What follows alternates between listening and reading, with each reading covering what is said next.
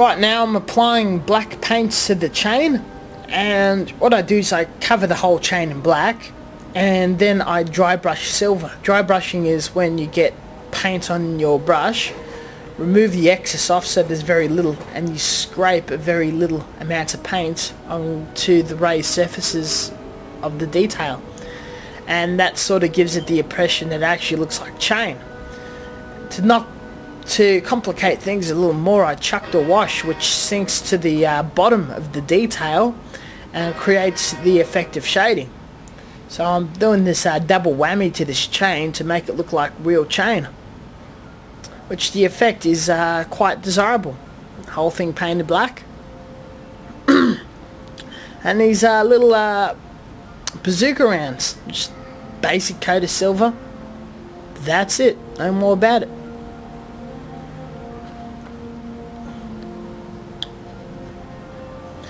The Tomahawk, I painted a few colours, filled in a couple of seam lines, gave it the whole clear coat and inking finish. I think she came out quite nicely in the end. I was very pleased with it. A few coats of clear so it's protected when I'm leaning it on top of that bar on the scaffold. I'm using enamel green because I didn't quite have acrylic green of that colour. I do like using enamels as well, but you need to use something strong to clean it out, not just water. As how far I've gone so far. And now I'm going to be painting some details.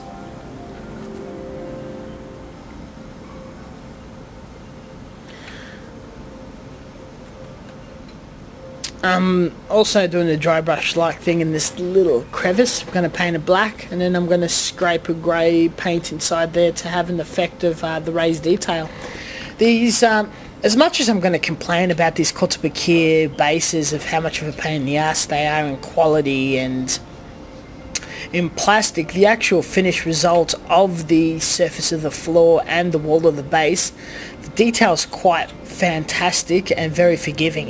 It does look mad, and once you paint it all up and give it a wash and dirty her up, I was very pleased with the results, and it was a very worthwhile kit getting. But for something that should have just been snapped together, wash and finish, it did take a shitload of time, but the effort I did put into it was worthwhile in the end, and I don't regret it.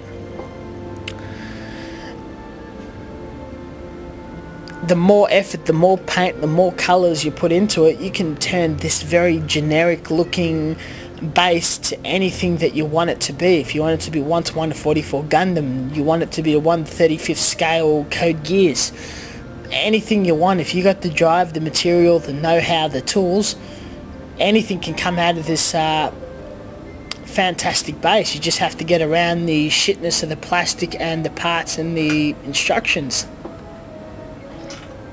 There we go, a little bit of detail filled in, very quick, really easy.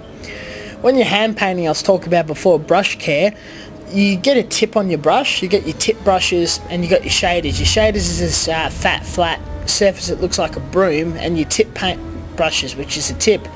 With the tip on, you want to keep that tip, so when you're cleaning it, you clean it nicely, don't leave it in the water jar or the thinner jar. You can read up on paintbrush care and whatnot. Some paintbrushes can cost up to $80. It's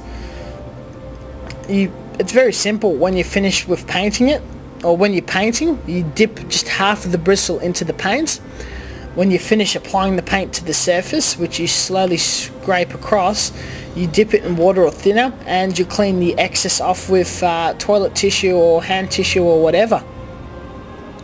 When you're painting a surface, you either need to thin the paint, or you apply the paint to a surface and add a little water on top of it just to smooth out those brush strokes. Either technique's perfectly fine. Or when you're using something like enamel, you have to splash a tiny bit of thinner on it, but yeah, I suppose you guys got the idea. There's lots of materials on the internet on hand painting. Just type in hand painting or model hand painting in Google, and there's tons of research.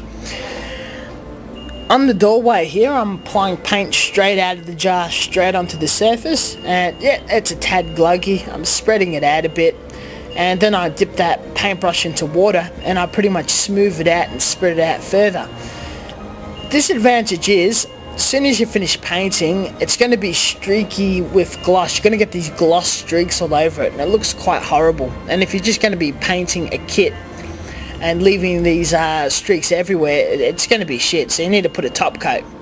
I do plan on putting a clear top coat to fix all the gloss and matte errors on it, so that doesn't matter too much for me.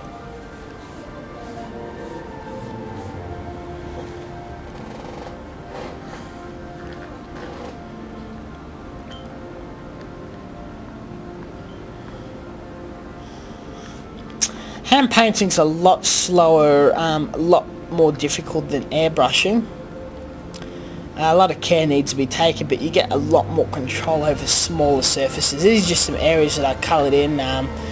This is a yellow Goons paint. Goons is another popular acrylic paint in scale modelling. I'm going to be using this paint to put the warning little detail bits on the actual floor of the base. And I'm using a very fine tip paintbrush to blob the paint in there for that little surface to be coloured in. And yeah, this was a very, very, very long process.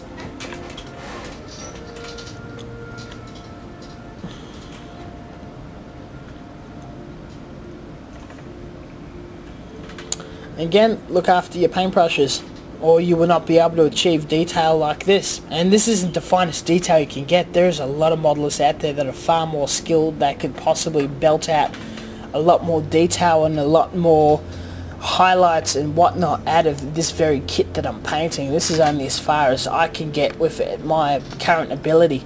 It doesn't mean it's the best Kotobukiya base out there. And yep, that's the yellow painted in, some basic detailing. Titanium silver, a newer colour to Tamiya. I love this metallic paint. Looks absolutely fantastic. If you get your hands on this colour, it's great for science fiction and mech painting. I think it's a must-have. I'm going to be painting the checker plated surface on the actual ground. The checker plate's quite awesome. If you just paint it, it looks like arse. You chuck a little bit of wash into it, black wash, and wipe it with toilet tissue or hand tissue. It looks magic. At the moment I'm demonstrating dry brushing again, where I'm putting a little paint on the brush, removing the excess and scraping the remnants of that paint across raised detail that's previously been painted black, and again will be washed or inked. And it's that far bit of detail at the top left hand corner and across the grills in the middle. And because a little bit of too much paint was applied, I've got this rubber tip tool that I acquired somewhere, I'm not too sure. It's really good for removing mistakes and smudging paint around and getting some cool effects. You get your hands on this thing, it's really worthwhile. I don't know what it's called, but it's pretty awesome. That's the titanium painted on the base. Right now, of course, it does look like arse. Nothing quite spectacular, but as soon as you fill in those panel lines and you give it a wash, she is going to look pretty sweet. Nice, take your time, get it in the lines. The less mistakes you make, the more attention is going to be given to the model that it looks like it's nice and not that it's got mistakes. When you're modelling, you need to think of what would it be in real life, how would it be in real life, where is it going to be weathered, what colour would it be, what materials are they going to build these things in if it was to exist in today's field, and people won't deny it or talk shit about it.